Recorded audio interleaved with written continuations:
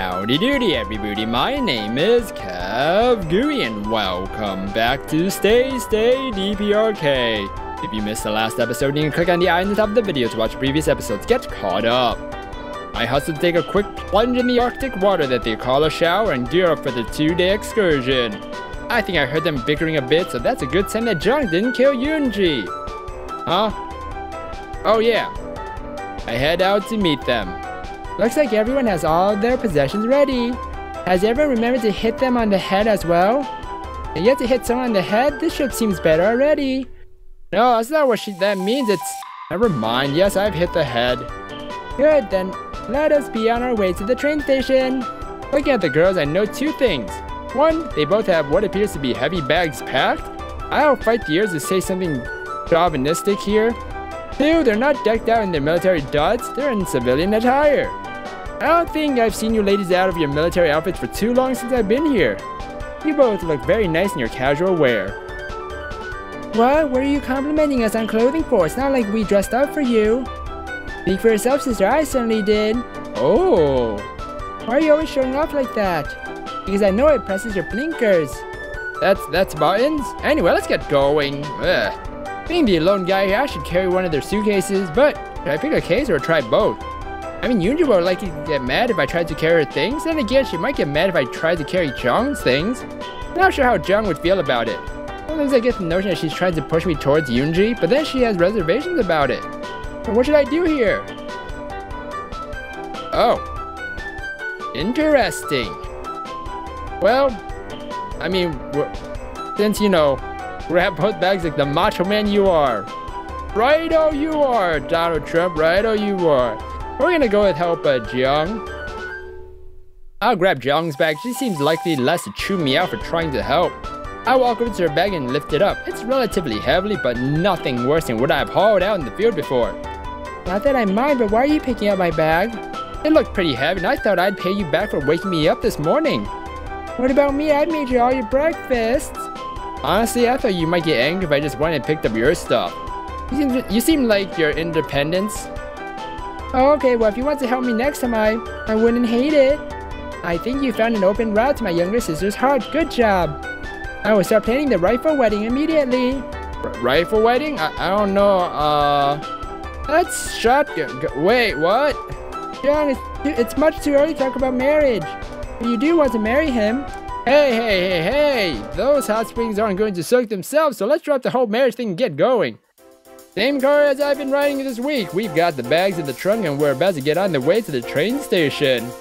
The ride to the train station will be short. The train will take us to the city of Haisan, where we will get another car awaiting us and drive to Mount Keiku.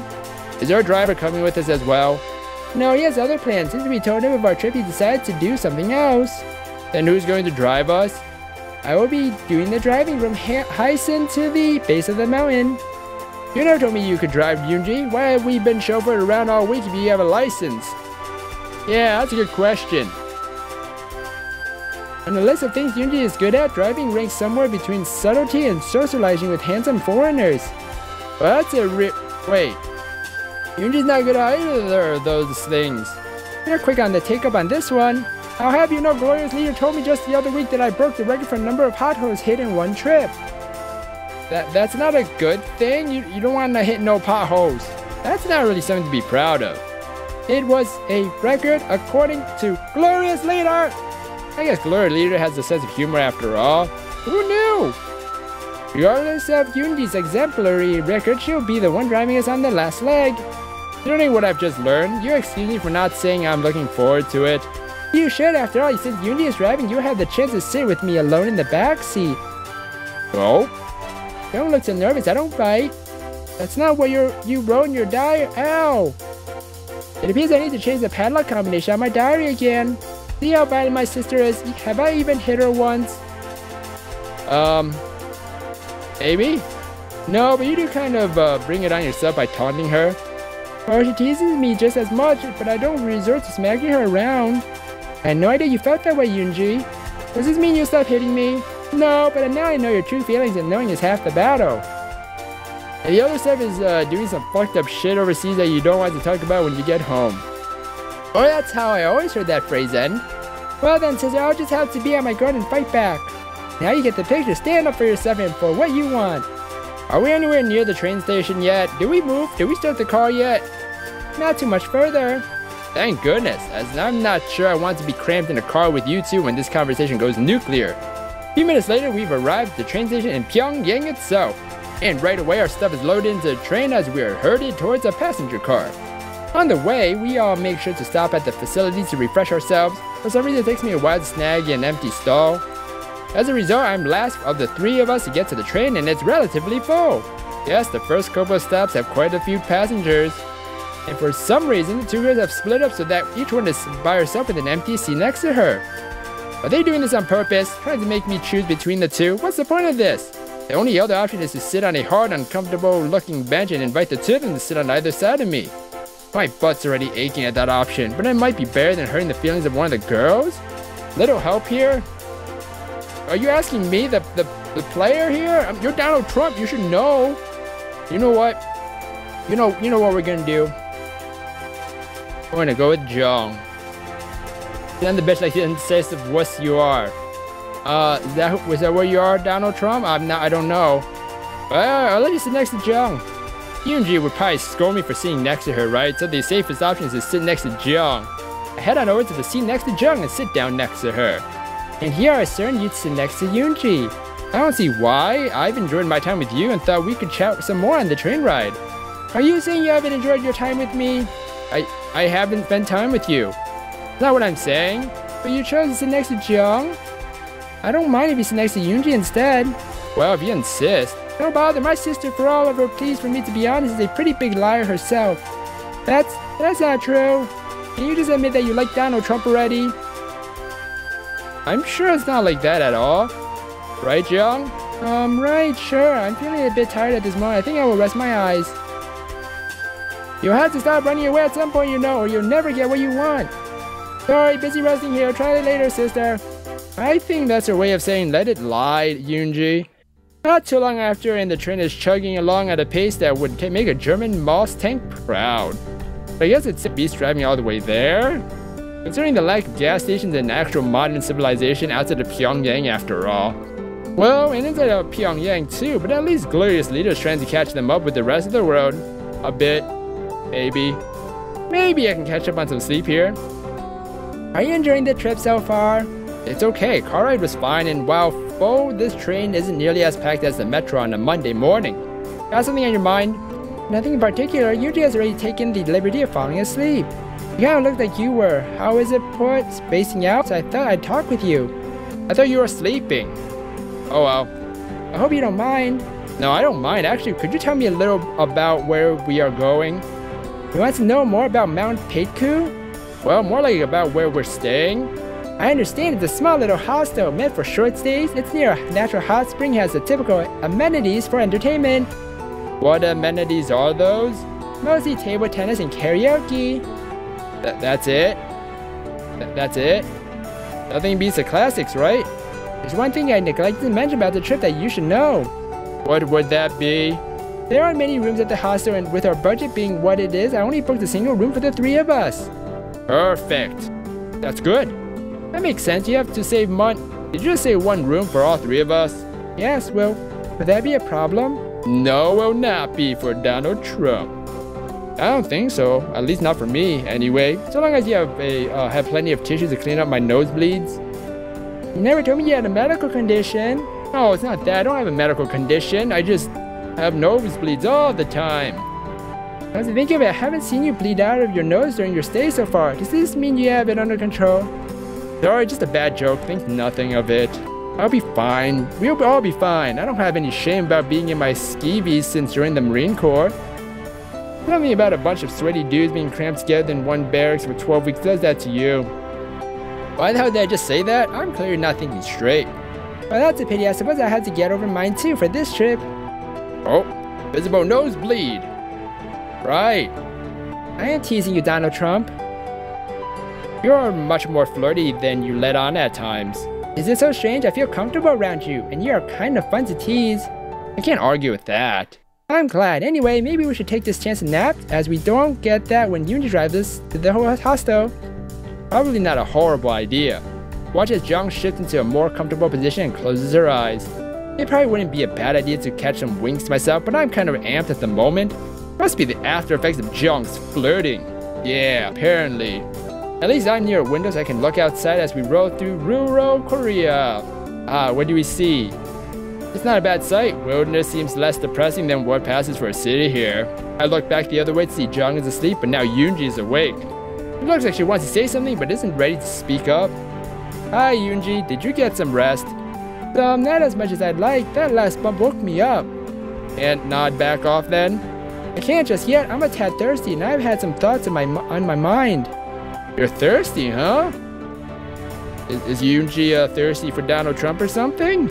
Well, I might change in my bag, so I can't offer you any of it for your thoughts. What are you going on about? I was going to offer you a penny for... You know what? Never mind. What were you thinking about? I was just thinking of the past few days with you and Jeong and me. How it's been relatively enjoyable, and I guess... She seems a bit sad and she's trailing off on that last sentence.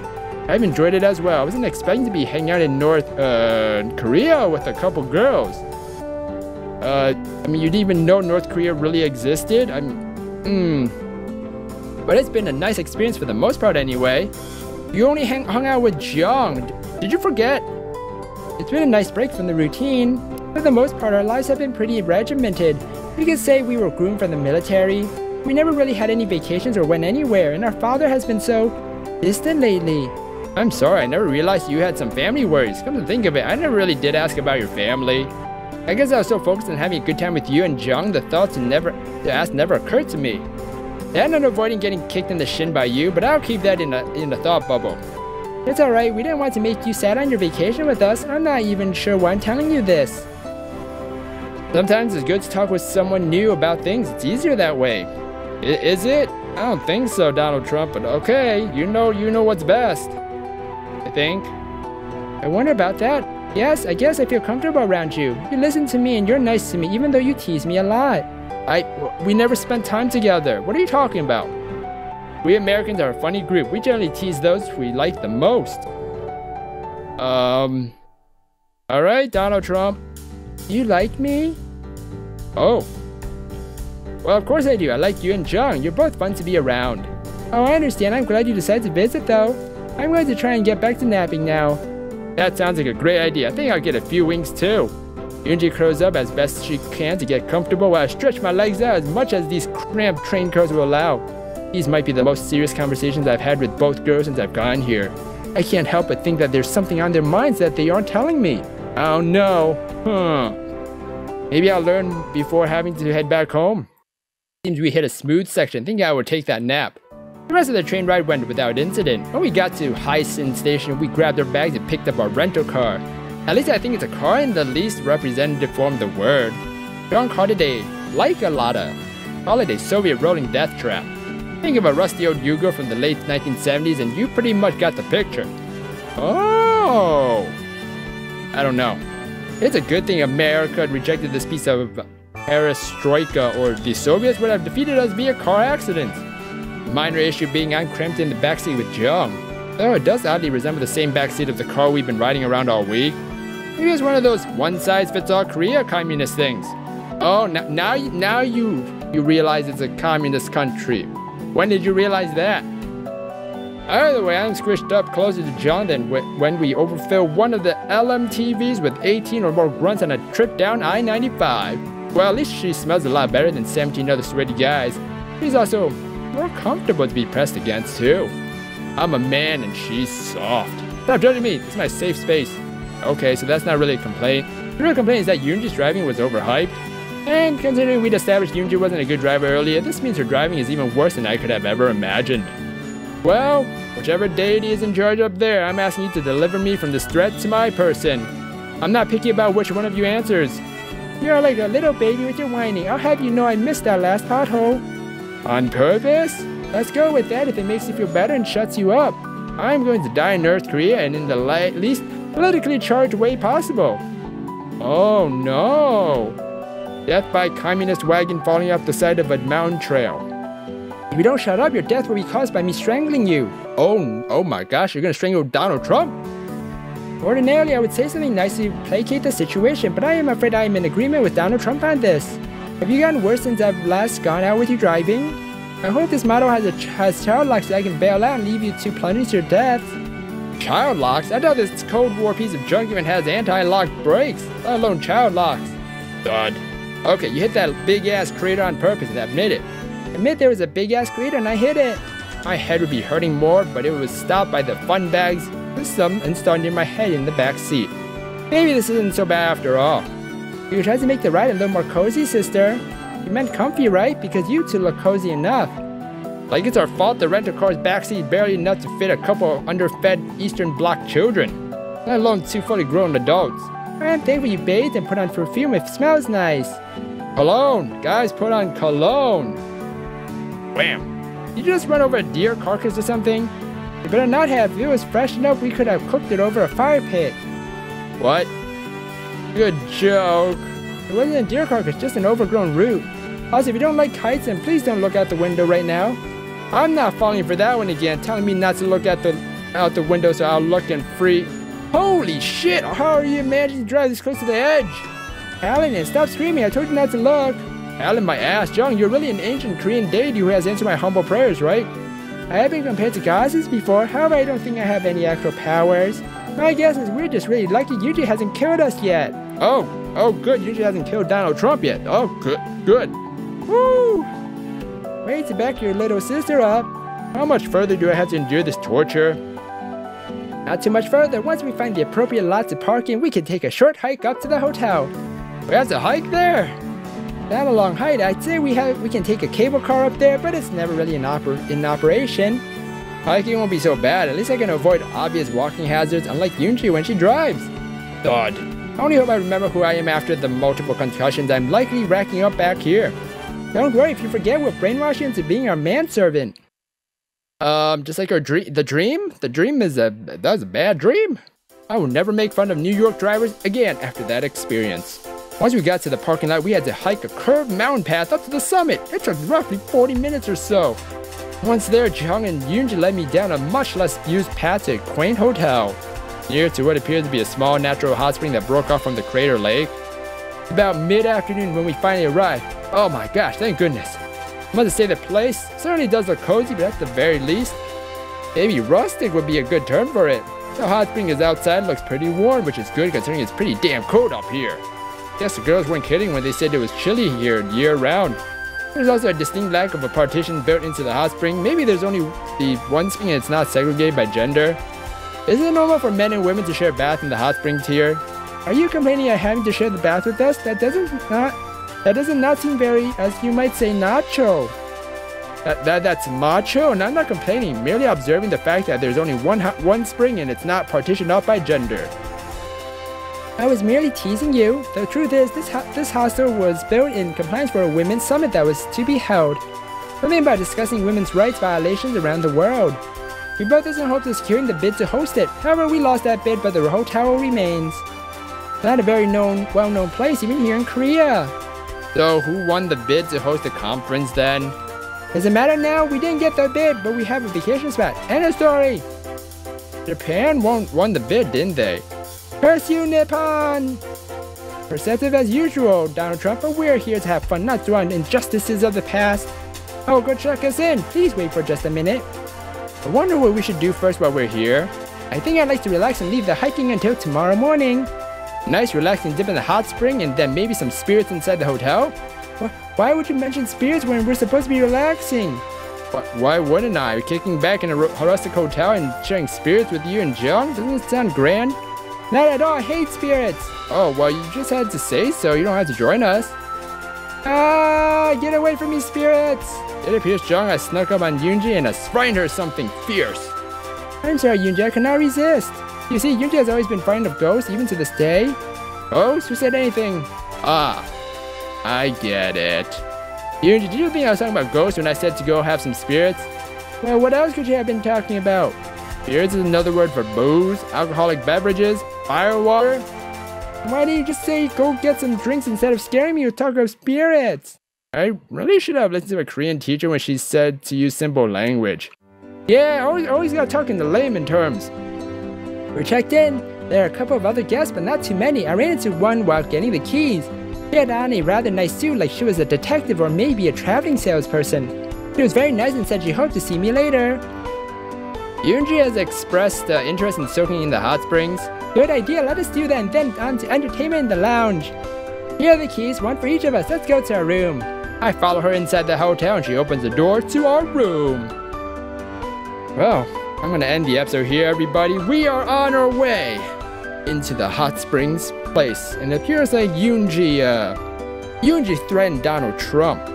I don't know about that. That's not a good thing. I don't know why Eunji would threaten Donald Trump, but good thing we didn't die. Donald Trump didn't die on the road to this hostel. If you guys enjoyed this episode of Stay DPRK, then please slime that like button and subscribe down below for more awesome videos. Thank you everybody for watching this episode, and you will hear me in the next one. Bye!